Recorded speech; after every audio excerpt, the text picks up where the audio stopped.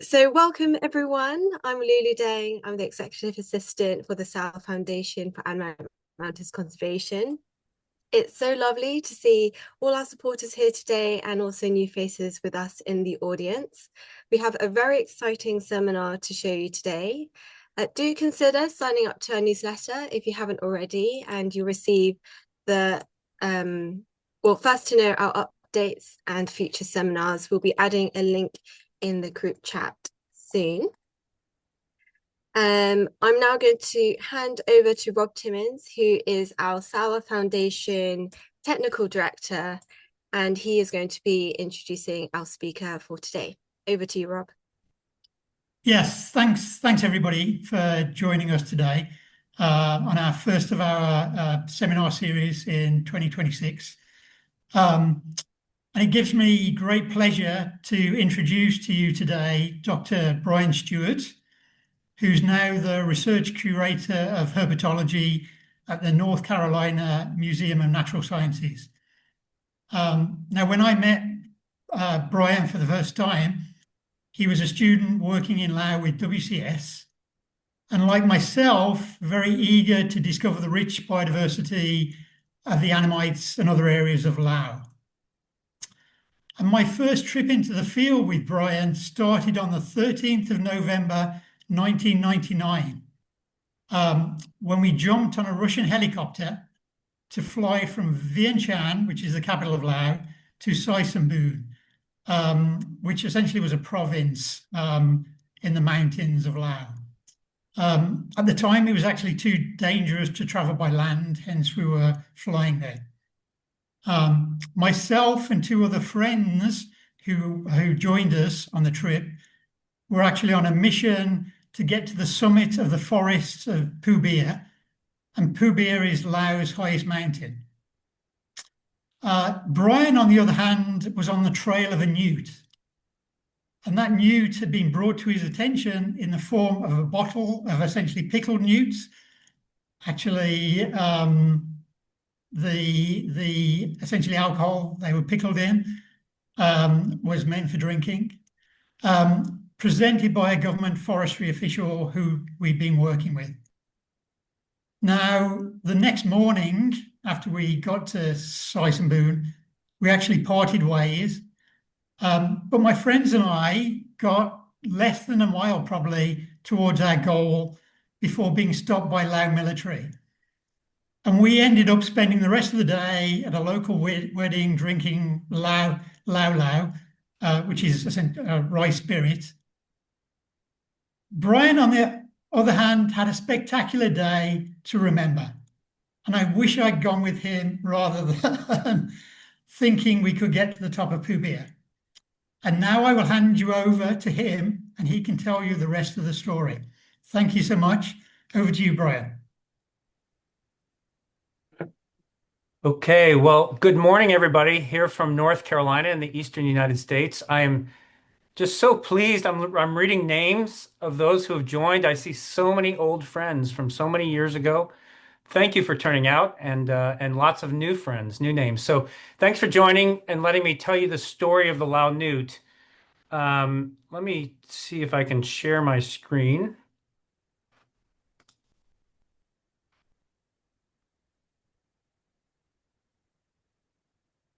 Okay, I'm hoping that's working.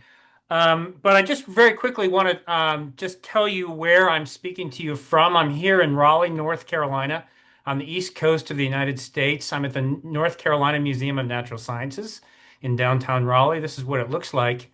And we here at the museum, just very briefly, we take a lot of pride in our outreach programs and connecting our museum visitors directly with the science that we're doing here at the museum. Directly, we have, in addition to, of course, traditional museum exhibits, we have our research labs are on exhibit. They're behind glass.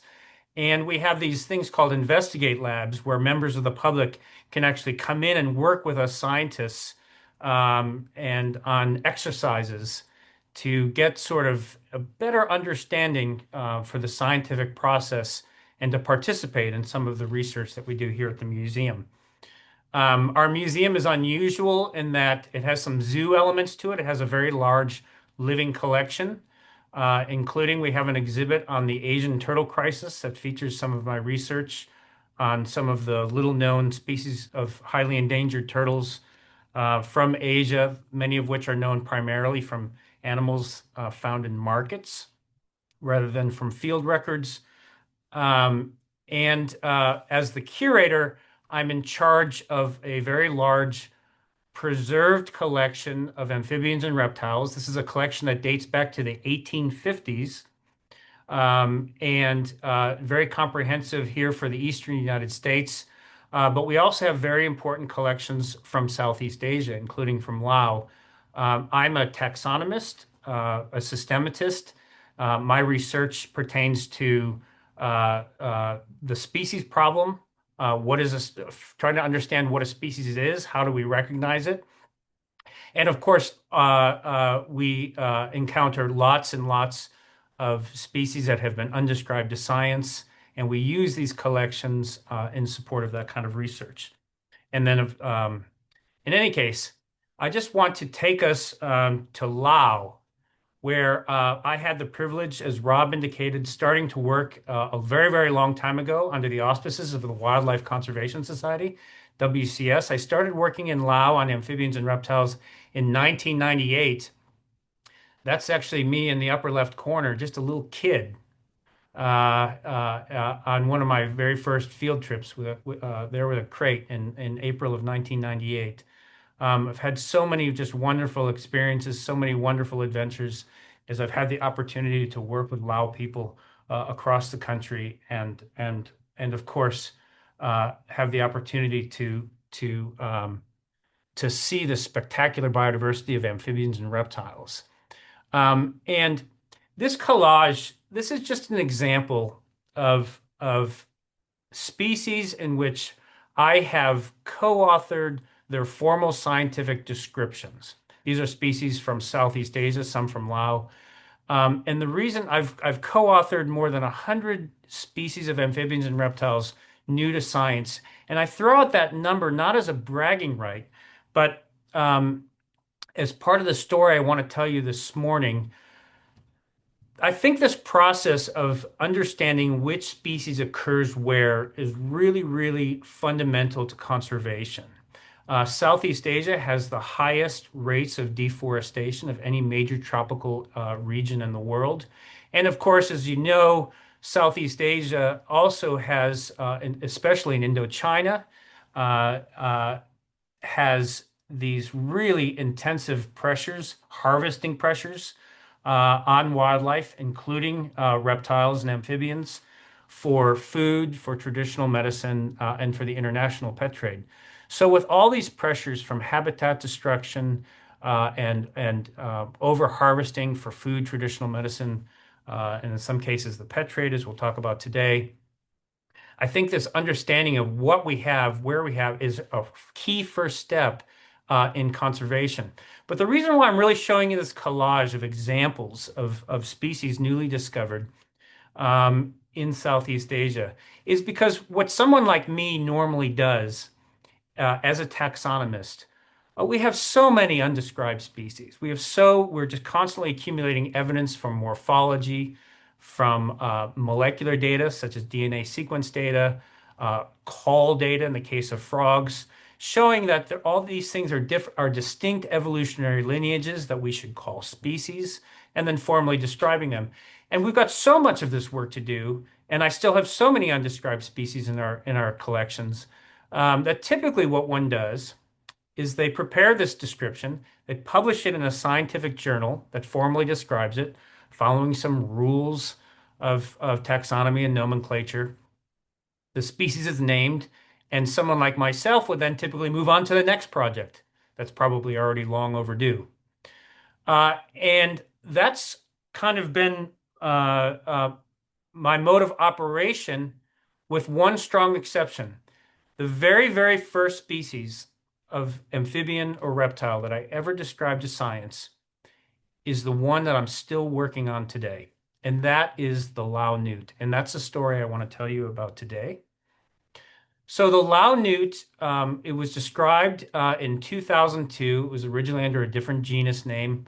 We weren't actually sure. We didn't have ready access to molecular phylogenetic tools like we do today. And in any case, today this animal, Laotriton laoensis, or the Lao Newt, it's a monotypic genus like the Saola, right? It's the only member, it's the only species that's a member of that genus. And it's found only in a small area in northern Laos, which I'll show you next. But unlike the Saola, our beloved Saola, this Lao Newt is not a species that is really tightly restricted to intact, high quality forest. And in fact, the photo in the lower right there is a photo taken at the type locality, which is the original locality in Saisambun, um, um, where I went that day in November of '99 that Rob was just talking about. And you can see that the habitat itself is fairly degraded. And kind of down in the lower right, there's a little bit of a valley, and there's a little stream down there, and there's some banana plants. In the background, I don't expect you can see, but there are cattle grazing and buffalo grazing. So this is not a species that requires really, really, really intact forest in the same way that the Saola does. It seems to be something that's, as long as there's some vegetative cover along the streams where it occurs, and we'll talk about in just a moment what kind of streams it occurs in, then the species seems to be able to persist. This is a map of Lao, and that area in yellow is approximately the extent of occurrence of the Lao Newt. Okay, so it is truly endemic, found only in the country of Laos. It has not yet turned up in Vietnam. But I just want to point out with this map, our beloved Saola, that's in the area in red in the Annamite Mountains, which the Saola Foundation is so heavily focused on its conservation. Here, we're just moving a little bit to the north and west. We're up on the Trannan Plateau. We're up in Saisambun and Siêng Quang provinces of Laos and a little bit of adjacent provinces. Okay, so I just want to just show that we're just moving a little bit north and west from where we are usually talking when we're talking about Saola and the Annamites. Now, what's really interesting to me, I mean, there's so many unique aspects of the biology of the Lao Newt and, of course, the Saola. One thing that's not often talked about is both of these species, both of these monotypic species in a monotypic genus, are old lineages.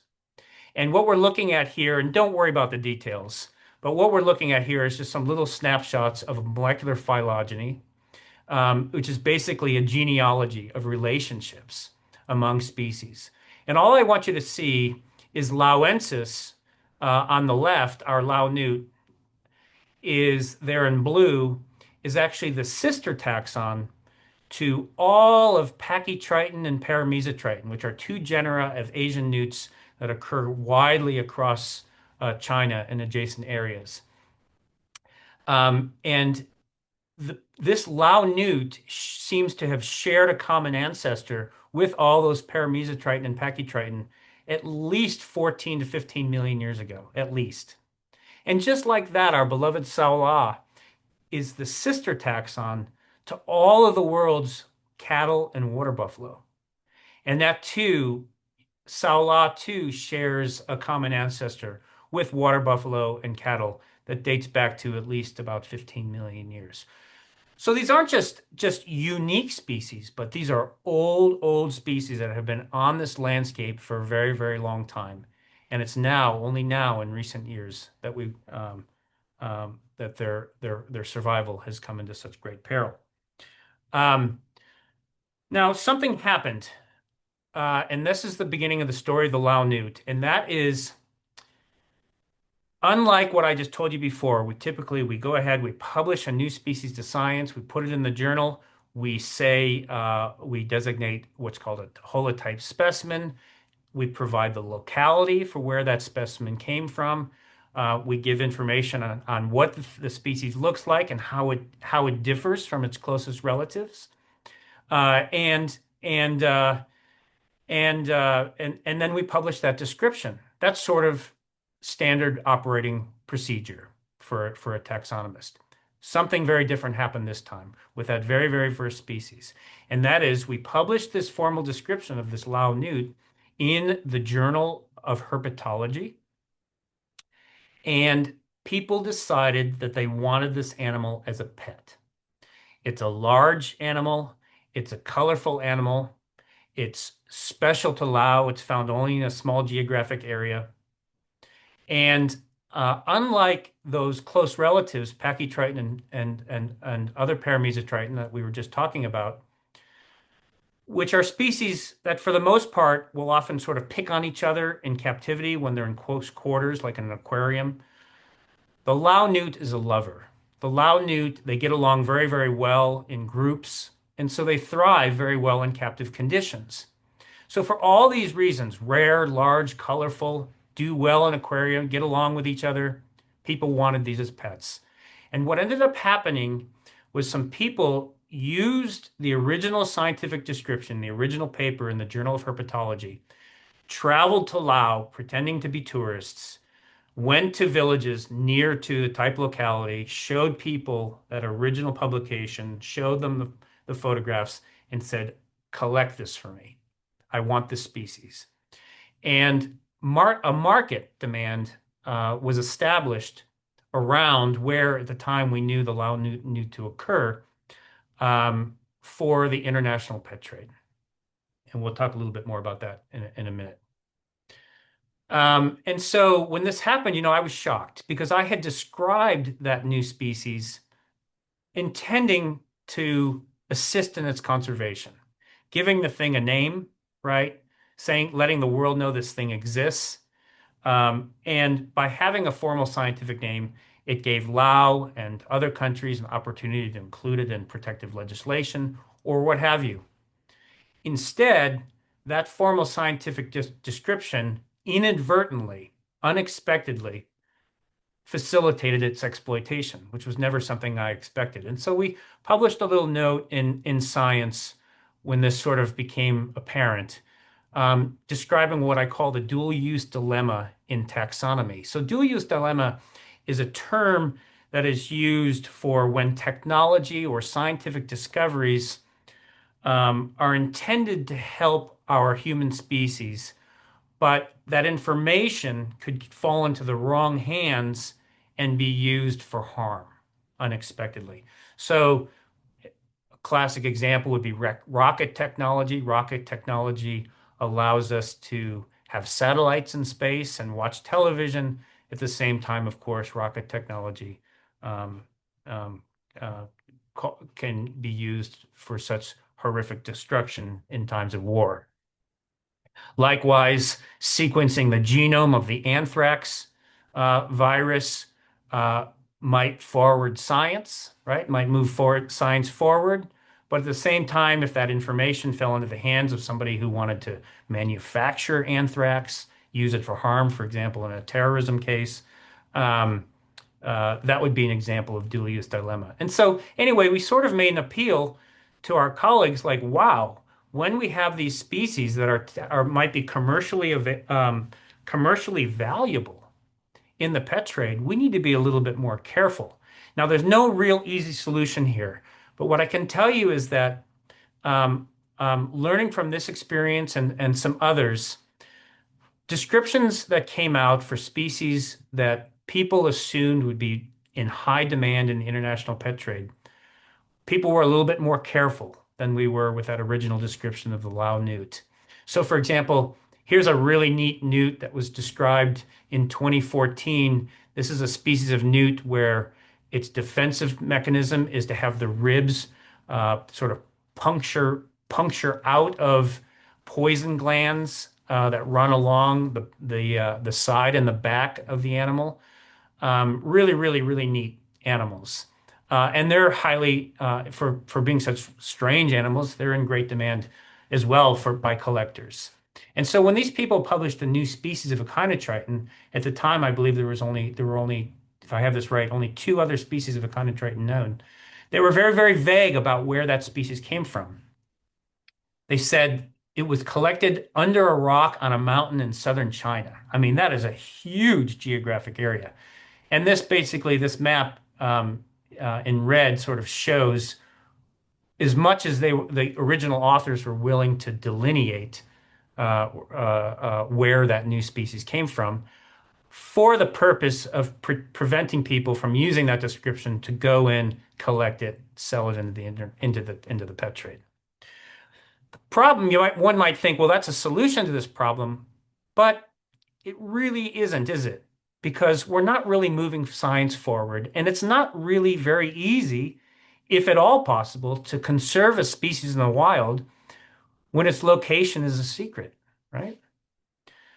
But this is just an example of what a large area it was that they delimited. I've just overlaid that same map for southern China over where I live here in the eastern United States, and it just encompasses an enormous, enormous area.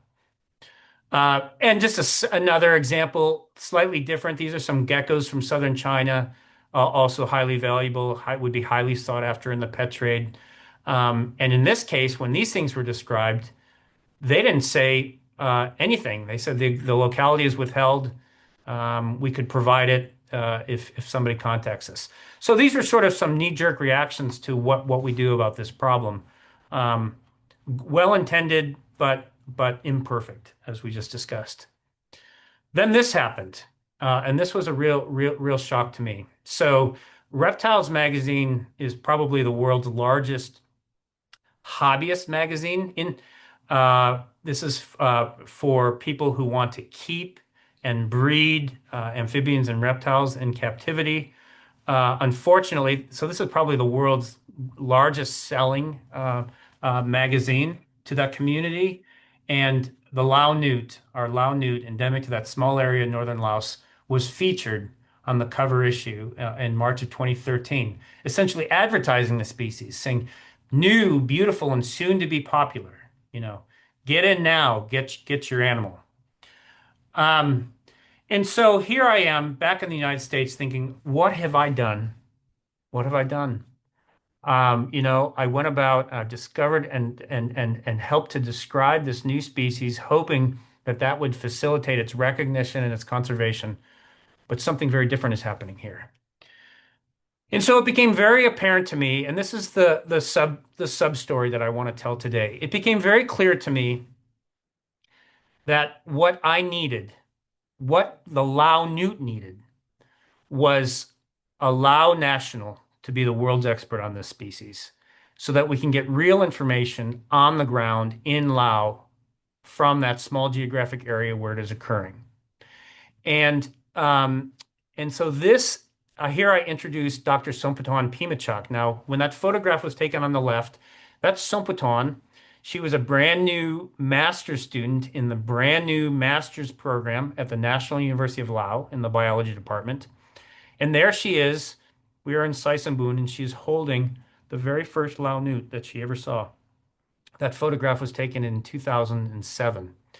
Somputan went on and with support from the MacArthur Foundation, went and did her master's thesis at the National University of Laos, trying to get a better understanding of what is the extent of the geographic range of the Lao Newt. Can we learn anything about its natural history? When does it breed? Where does it breed? What does it eat? And so forth. And then finally, how serious is this potential threat where people want this animal in other countries as a pet? How widespread is that? And is it a serious problem? And so Somputan did an excellent job with her master's thesis. She did a ton of field work. Here we're joined by Dr. Nian Sivongsai, also at the National University of Laos. And in addition to doing field work, she extensively interviewed local people. Now, local residents are key are key here for the Lao Newt. So the Lao Newt has some aspects of its biology, aspects of its natural history, that make it very, very well known to local residents. But those same aspects of its biology, unfortunately, make it very susceptible to over-collecting. And what that is I mentioned earlier about how these guys all get along, these newts get along really well with each other, unlike some of their close relatives. And what it is they're not homogeneously distributed throughout a stream. Instead, they tend to congregate in the pools of streams in numbers. And they have this toxic skin. They have a poison glands throughout their skin. And they're fairly brightly colored, which I think probably serves as sort of a warning, like to potential predators, hey, I'm poisonous. Okay. And for these reasons, these Lao newts tend to congregate in these stream pools and they're active during the day. And that's really, really key. They're active during the day as well as at night. And so what that means is they're pretty easy to see when you're in the right spot, when you're in the right habitat and the right spot. If there are Lao newts there, you can see them even in the daytime. And so this is a species that's very familiar to local residents who live in villages that have Lao newts in their resource areas. So it's, and this is something my colleagues and I have discussed so much about the efficacy, the effectiveness of of getting information on specific species in interviews with local residents, due to the problem of possible a mismatch between scientific taxonomy and maybe a local taxonomy, or local recognition system for species. Not in this case. This is a species people know well. If we have Lao newts in your area, people tend to know them. And what people told was they knew them and they had been harvesting them for a long, long time in relatively low numbers for medicinal purposes.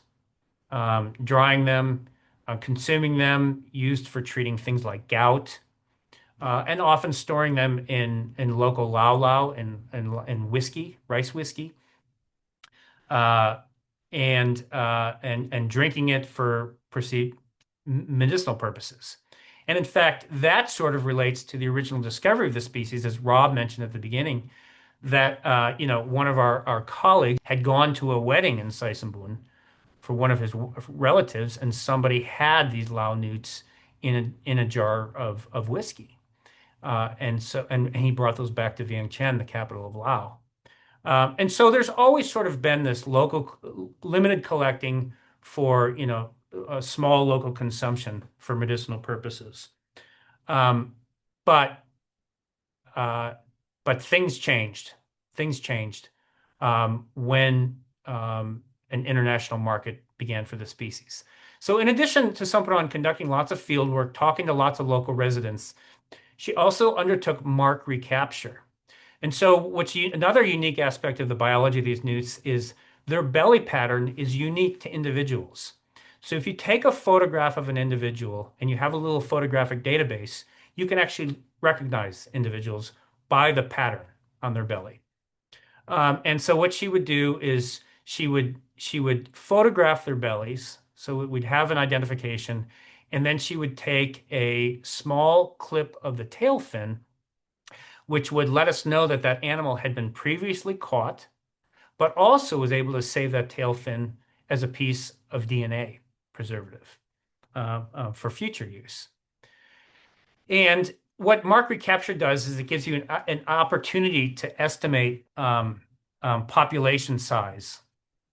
And so at her focal study site, she was able to do that. Moreover, Sompeton discovered where the species lays its eggs. That's in the upper left. She learned what their larvae looked like, their aquatic larvae. That's on the upper right. Laotriton, the adults that we knew, are fully aquatic. We thought that they never left the water. And they're certainly highly adapted for living in water. They have very fleshy lips, which are something you see in newts that eat underwater. They have quite expanded tail fins and so forth. These are an aquatic newt. However, Sompoton learned that during heavy rains, they can actually move from one stream to another, which was really, really interesting information. And she discovered, as in the lower left, that these newts have a terrestrial immature life stage called an EFT, which we didn't know about. So that means the aquatic adults lay their eggs in the water, they hatch as aquatic larvae, they metamorphose into these terrestrial Fs, live on land for a period of time, and then return to the streams, become fully aquatic, and pretty much stay there, except for maybe these rare migration events during a very heavy rainfall event.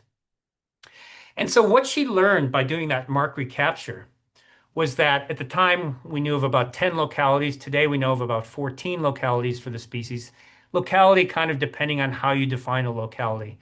But in any case, what she learned was these things tend to be restricted to about 1,000 meters, to streams that are only about 1,000 meters elevation and above.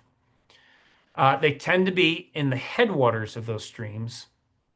Like I said before, they're not homogeneously distributed throughout a stream. They tend to pocket themselves in the stream pools.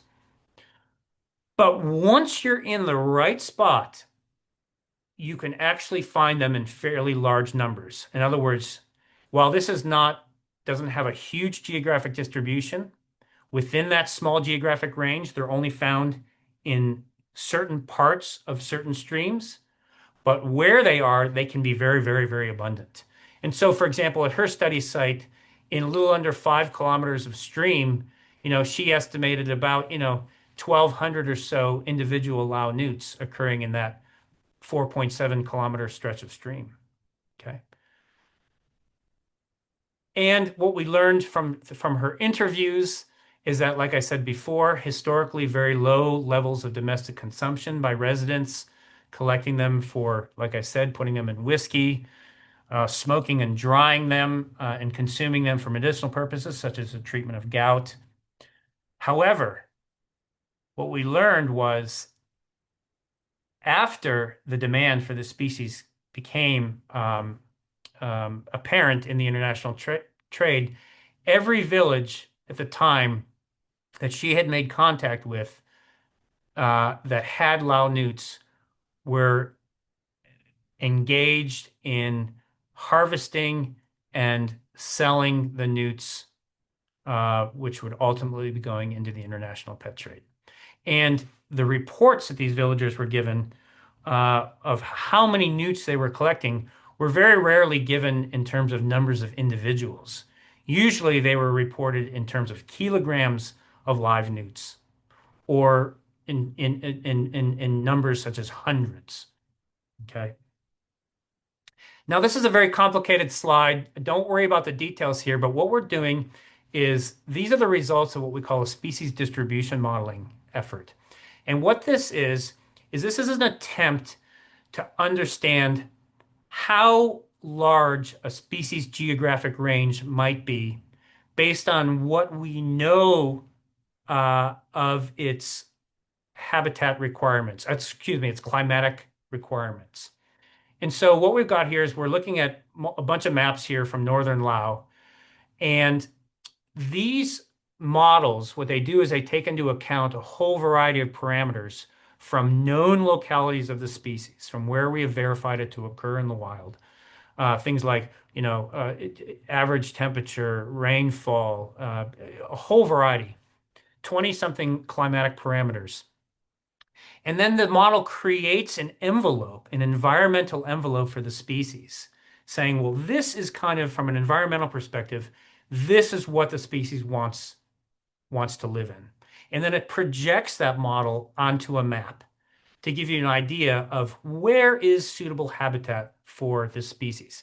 So in all of these maps, and the difference here is when you tweak the model, you get slightly different results, and that's why each map is different. But basically, the warmer the colors, like red,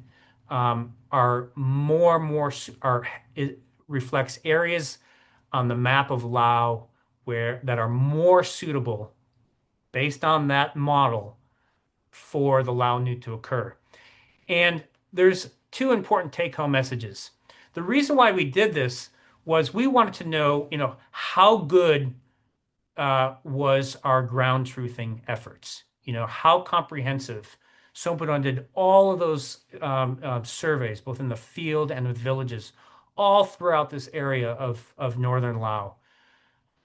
And eventually, the species just wasn't known to people and wasn't turning up in the field. And so we use this as sort of an attempt to say, how close might we be?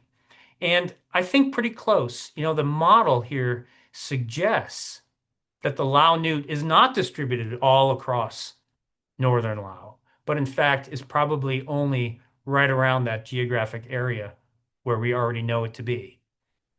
It doesn't occur widely into Vietnam. And again, today we still have never documented the species to cross the border into Vietnam. It's solely on the Lao side. And so anyway, this gave us some confidence that the field work and on the ground interviews were reflecting probably something relatively close to what the true geographic range is of the Lao Newt. And then here again, this area in yellow, we're back looking at a map of northern Laos. This map in yellow is sort of our preferred hypothesis, our preferred model for suitable habitat for the species. Those little dots in yellow are known localities for the species. But what's important about this slide, a little bit busy, is that those areas in gray are the National Protected Area System of Laos. So those are national level protected areas. And what's so unfortunate about this Lao Newt is its geographic range, both its known geographic range based on field work and direct observations, as well as the species distribution modeling projection, is that the range of the Lao Newt is not coincident. It does not overlap with the National Protected Area System of Laos. So here we have this very special, very, very unique species, very old species up there in the small area of northern Laos. It tends to be pretty adaptable to some habitat disturbance, can live alongside some agriculture if habitat is along streams remains. But it's now everywhere it occurs. People want to collect it, to sell and ultimately into the international pet trade. And none of this falls within the national level protected area system of Laos. Sompuron did a great job on education and awareness. And, you've all maybe, have seen these kinds of posters, these educational local language posters in villages and so forth. Certainly there have been lots of these for Saola. What's unusual about this poster that Sompuron developed is that instead of just being in the Lao language, it was actually published in 6, 7 languages. And that's because unlike some of these other problems, this is not just a conservation issue for local people, but this is actually an international problem. Thanks to Sompuron's efforts with her fieldwork, she was able to convince the government of Laos to list the Lao Newt as the very first amphibian species to be protected in Laos. In 2008, it was listed as what's called a Category 1 protected species. And Category 1 protection status prevents the commercial trade in the Lao Newt. So the Lao Newt has been protected within Laos from commercial trade since 2008. The problem is, once these animals get outside of the borders of Laos, they're no longer afforded any protection. Fortunately, in 2022, finally, the Lao Newt became listed on the CITES appendices, which are aimed to monitor, control, document the movement of listed species between countries. And so now, Lao Newts have, to be a legal Lao Newt, it needs to be documented leaving Laos and entering another country.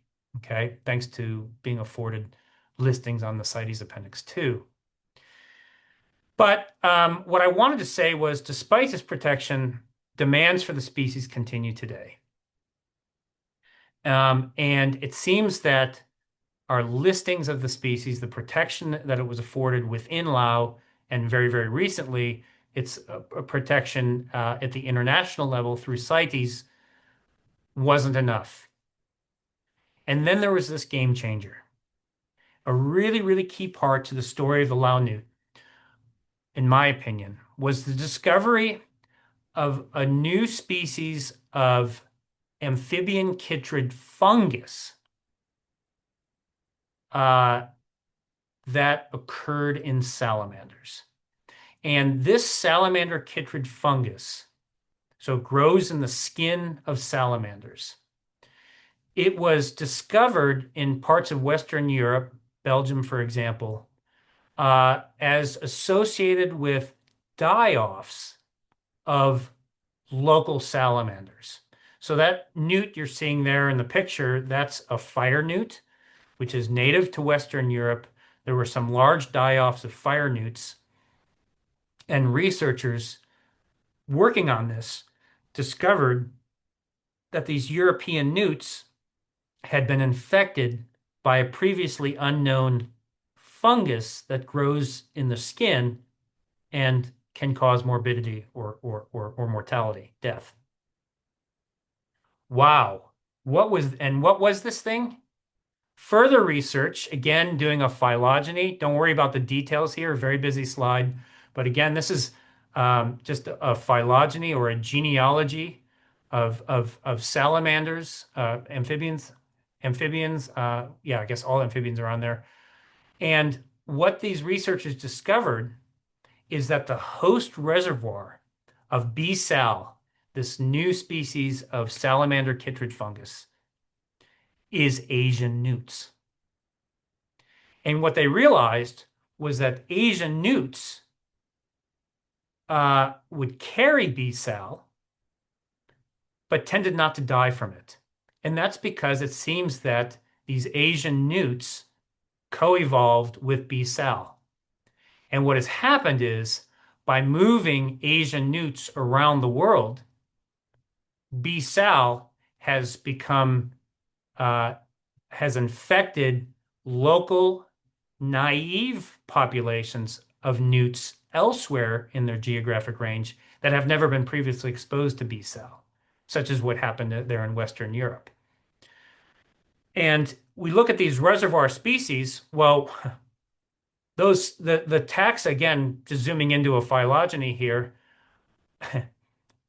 those species that are in orange are the ones that were originally found to be the reservoir host for B. sal, the salamander chytrid fungus. And there's our Lao Newt. In other words, the Lao salamander, the Lao Newt, is likely a host for B. sal. And so you're sort of thinking to yourself, well, how big could this trade actually be? I mean, how many live Lao newts or live newts of any Asian newts are moving around the world? Here's some statistics. Now, you have to understand, this is some statistics from my home country here in the United States. This is the number of live salamanders that were imported into the United States during a 5-year period at 5 ports. Now, the United States has more than 5 ports of entry. This is just 5 ports during a 5-year period, just in one country.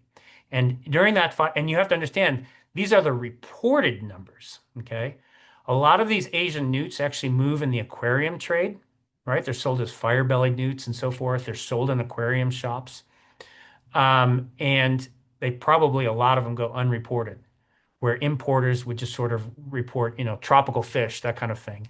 But you would actually have a lot of fire-bellied newts in there.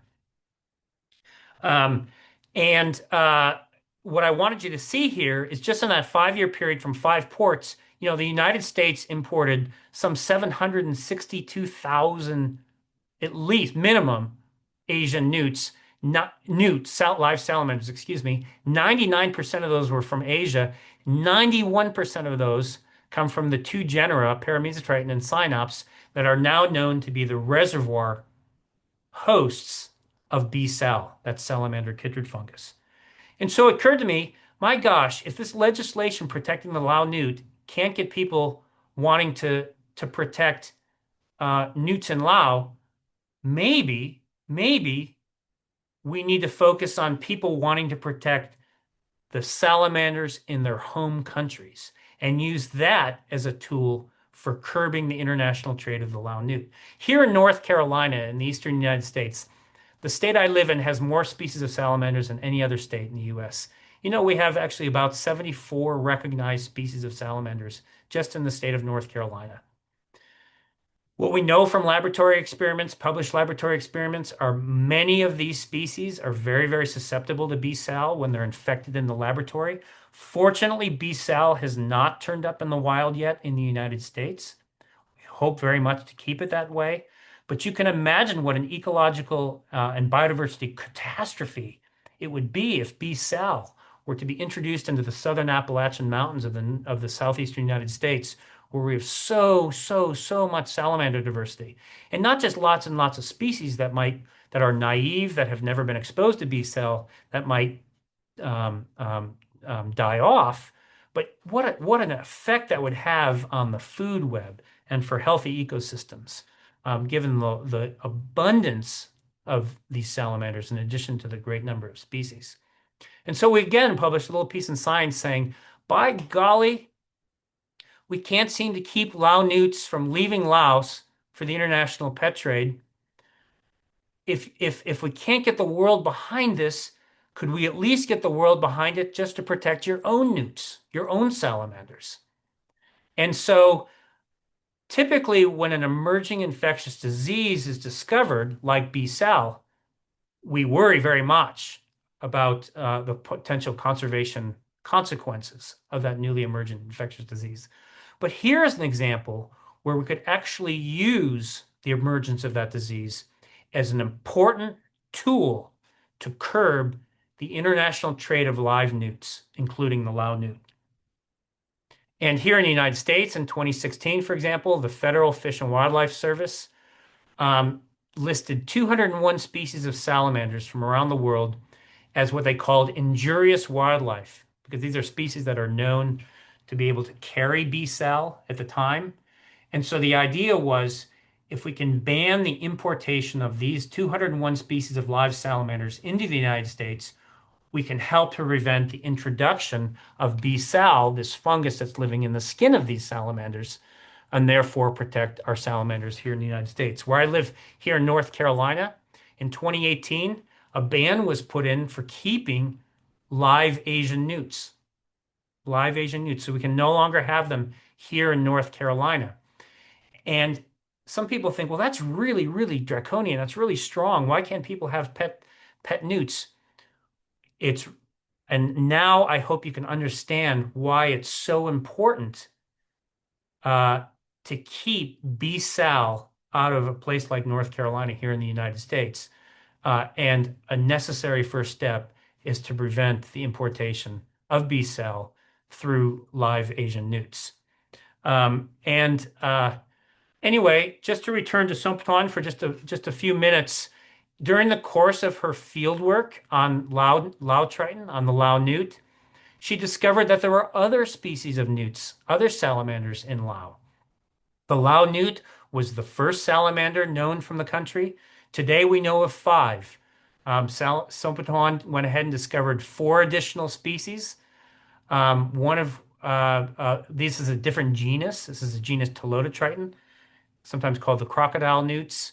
That one in the upper right, Laotriton, is endemic to northern Lao.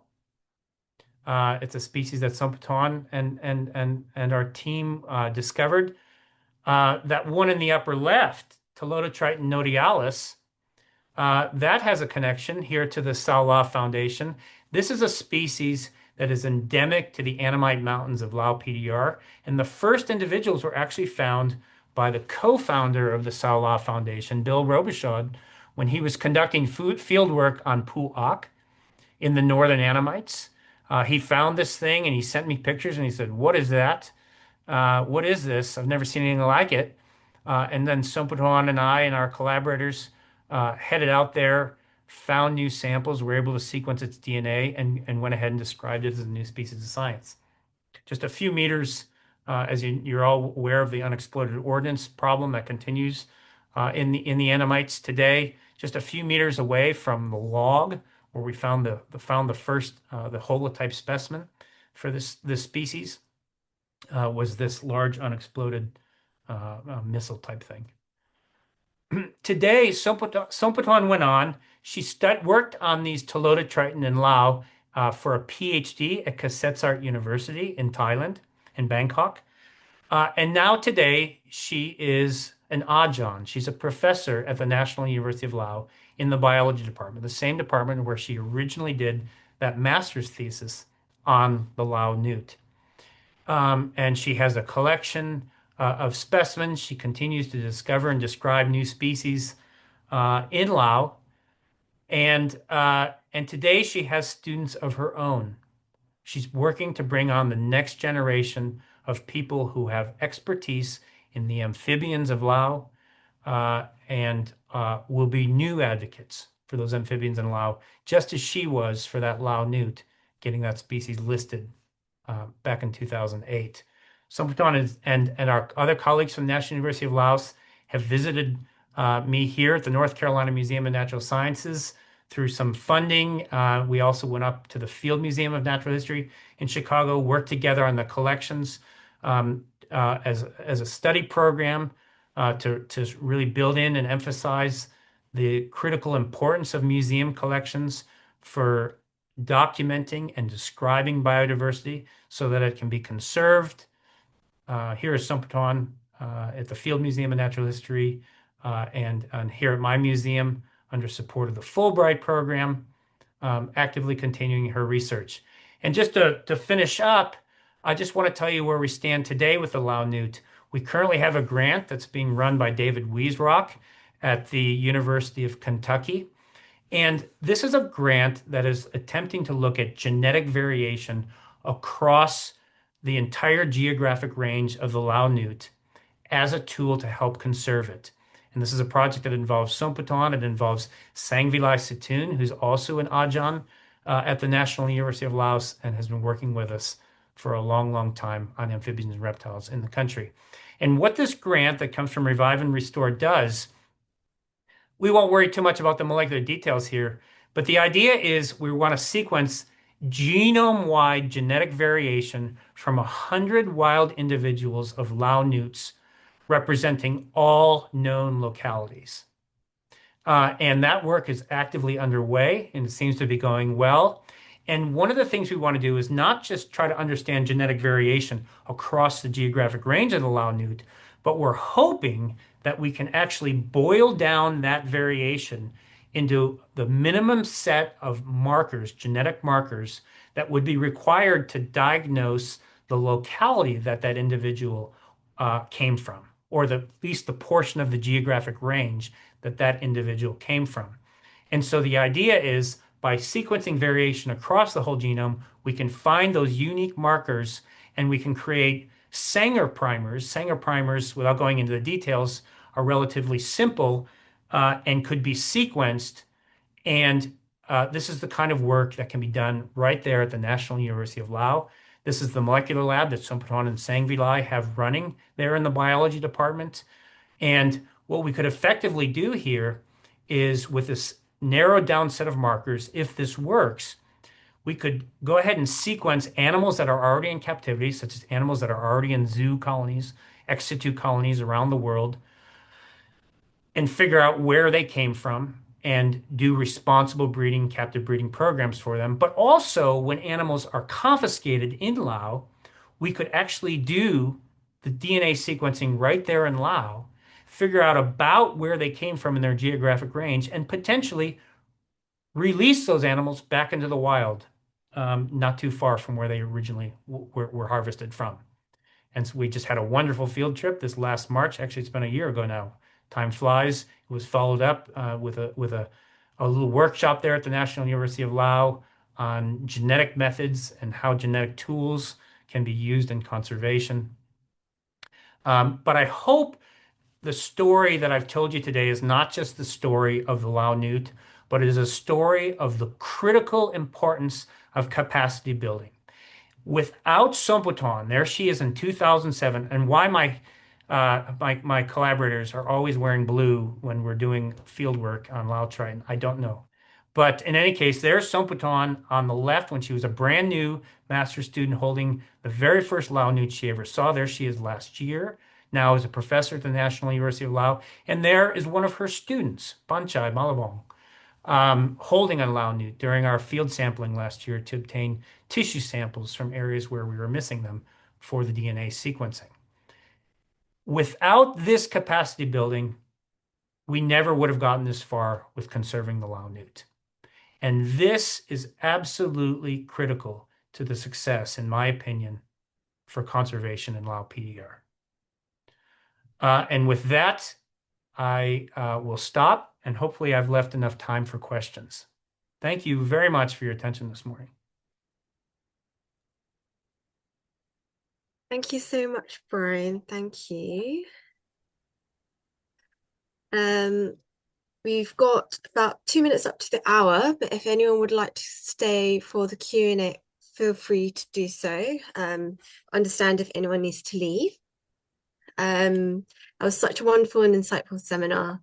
So that was amazing to hear about the excellent work done in Laos.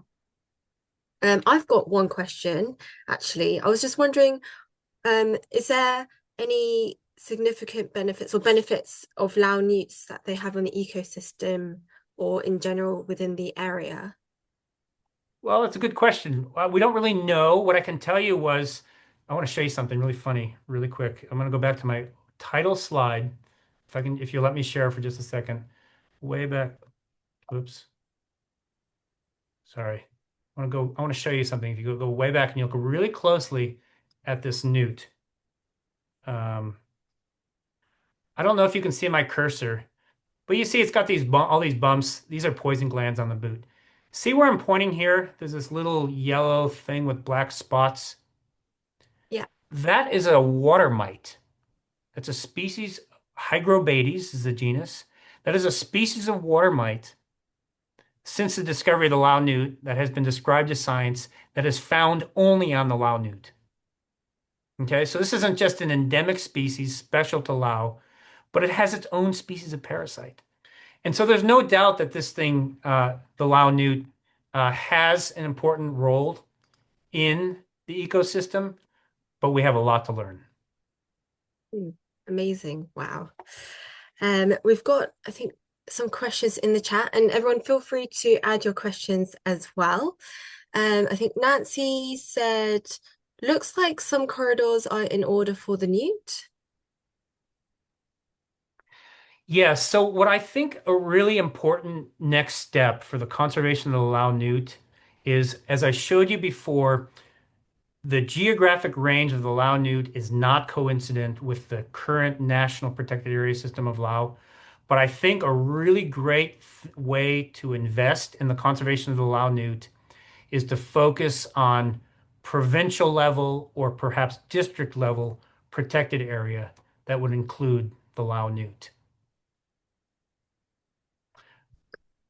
Great. We got another question from Nancy, and they said, any concerns about scientists transmitting B-cell?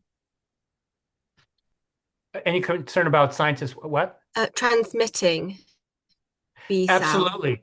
That's a great question. And so what the questioner is asking is so when another amphibian chytrid fungus was first described, BD, which is something that infects all species of amphibians, and is a totally different story. There was a lot of concern about actually herpetologists like myself inadvertently moving that chytrid fungus from one area to a next through something like my field boots or my dip nets or other kinds of research equipment. And so absolutely, there has been a big push now when we know we're working in areas that might have a chytrid fungus, to do proper hygiene. And there are methods for making sure that things like your equipment are bleached, make sure that they're fully dried out and so forth to try to prevent transmission. But absolutely, one of the great fears is B cell becoming introduced into areas of rich salamander diversity where they don't currently occur, such as here, as I gave the example here in the southeastern United States, but in other areas around the world, um, would be could be potentially really catastrophic. Yeah, definitely. Anne said, very interesting, thank you so much. Is it known whether the trade of the Lao newt is also threatening other species that rely on the newt as prey? It is not known, but that's a great question. And that sort of goes back to one of the early questions, I think, from Lulu about the ecological role of the species, but we don't know. We don't know. Now, I Okay. was hoping somebody would ask me about captive breeding of the species, because one of the knee-jerk reactions that I'll often get, if I can just jump in and possibly very quickly respond, a lot of people often say, well, okay, this story has a rough beginning, but now today these things, they live well in aquaria. People can keep them. They thrive well in aquaria, and apparently people can breed them in captivity. So why are we worried about this? Well, the answer is the captive breeding of the Lao Newt is a little bit of a fallacy. What we have learned is that it does breed well in captivity. People have figured out how to breed it well, but there's a real bottleneck at the eft stage. That's that terrestrial immature stage where many people who have tried to do this can get them to successfully breed, metamorphose into Fs, but the Fs don't seem to survive. And that's the reason why you don't very often see, for example, F2 animals or F3 animals in the trade. And that is because um, they can breed, but they're not successfully making it to adults just yet. And so for that reason, captive breeding has not replaced or substituted for demand for wild individuals when they can still be purchased, wild caught, illegal, but wild caught individuals can still be purchased at relatively low prices in the international pet trade. The captive breeding efforts that have been made so far haven't erased that demand. I'm sorry, go ahead. All good, all good. Benjamin asked, how much survey effort has been there? How much survey effort has been for the species in protected areas in Laos and neighboring Vietnam? I think quite a bit, and I would credit Soputon to this, and she may even want to answer that question, or we could talk about it afterwards. The closest protected areas were Pului and also Pu Kau Kwai, national protected areas, or actually they're national parks now. And it seems no luck finding it there so far. There's also been quite a bit of field work and interviews moving east of the known geographic range towards the Vietnam border, but it hasn't turned up there yet. I did kind of expect that it would just peek out over just a little bit over the border with Vietnam, not long after its discovery, but that doesn't seem to have happened yet so far. To answer, obviously, how much survey is enough, right? I don't need to convince this crowd. Look at how much work has gone into surveying Saola. Fortunately, this is an easier animal survey than Saola, but we always need more surveys. And so there's always more to be done. But I will say that it was hoped that we would find the thing in a national protected area, but have not been able to yet. Vishnu Priya has asked, what do you think is the likely reason that they have such clustered distributions in stream pools? Is it something about the microhabitat or that the biology of the species allows it an Ailey effect, inverse density dependence? Yeah, very good question. I'm not totally sure. My gut feeling is they like the pools. They like the deep pools, especially ones that have sort of some crevices kind of along the sides of the pool. And you can see them, together sort of swimming in and out of those crevices and along the bottom. Um, I guess they have just evolved this. They've decided, well, if we're all going to live together in these stream pools, there aren't enough stream pools to go around for each of us to have our own individual stream pool. And so the species has evolved, um, the ability to cohabitate. And so it's not unusual to be standing and look at a stream pool and to actually see two or three individuals moving around in very close proximity to one another. So I guess it's probably a penchant for the microhabitat rather than sort of a necessity for finding mates or something like that, but I'm not totally sure. Mhm. Benjamin asked, since the species received national protection, have there been many prosecutions or seizures of illegally traded animals? That's a really good question, and that's one I wish I could turn that one over. I would say there have not been very many, some, but not very many, and I'm not aware of prosecutions. There are others on this call who may want to jump in and speak up if they're aware of them, but within Lao, there hasn't been much, no. Okay. Clear Studio asked, are there any studies on the traditional medicinal uses of the Lao Newt? No, but that would be really interesting. Really, really interesting. Nancy asked, is there any program to compensate people for income they lost from not capturing the newts? No, and that's a really great question. And over the years, I've always sort of toyed around this idea, and Sompanon and I have discussed it a lot, wondering about, would it work for the species to, do sort of village level have a village level program where there's some kind of a captive breeding situation set up in the village, maybe in like sort of the way, big concrete fish tank, if fish ponds, that kind of a thing. The habitat would be, I mean, the climate would be suitable and so forth because you're right there.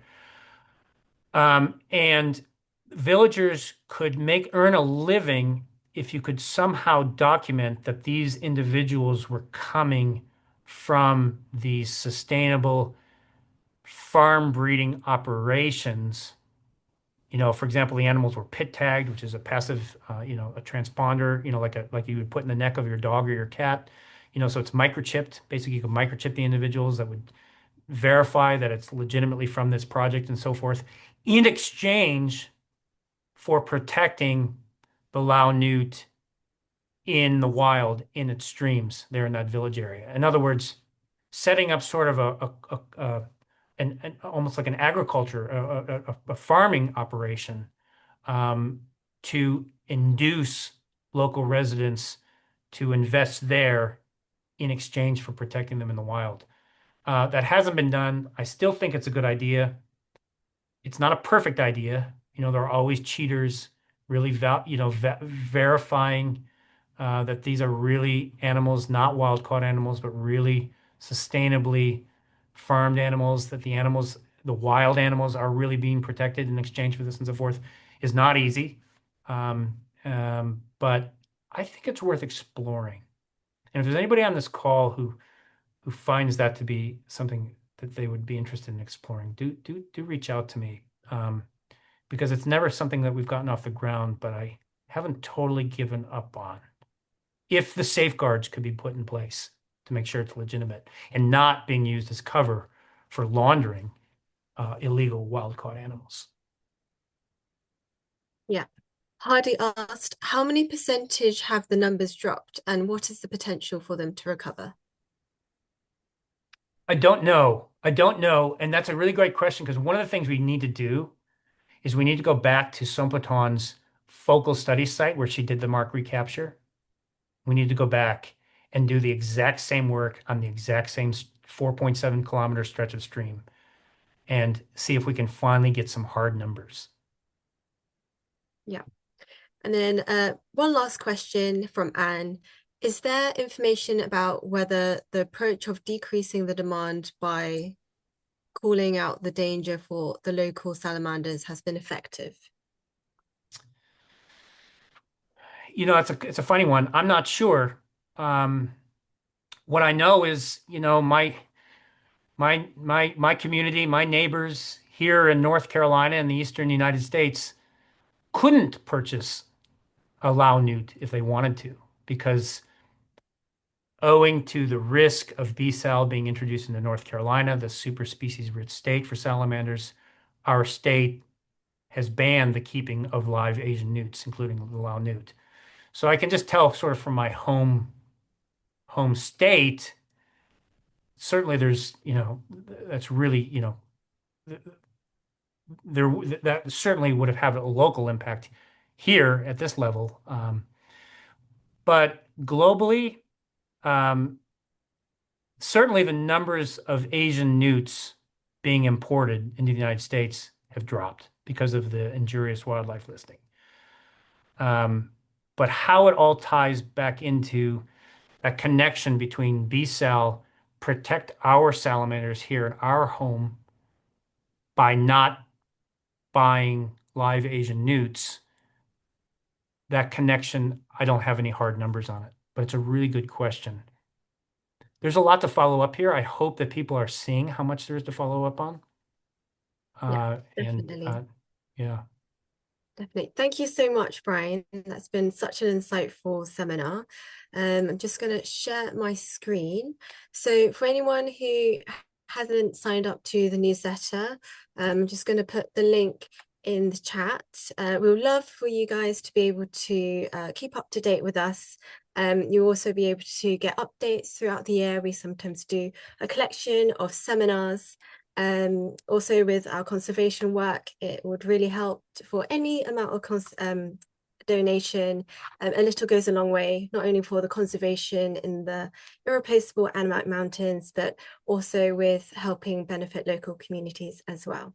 So thank you, Bryan, for doing the seminar. Thank you everyone for coming. I hope everyone is able to have a good time, and we'll see you on the next seminar. All right, bye-bye.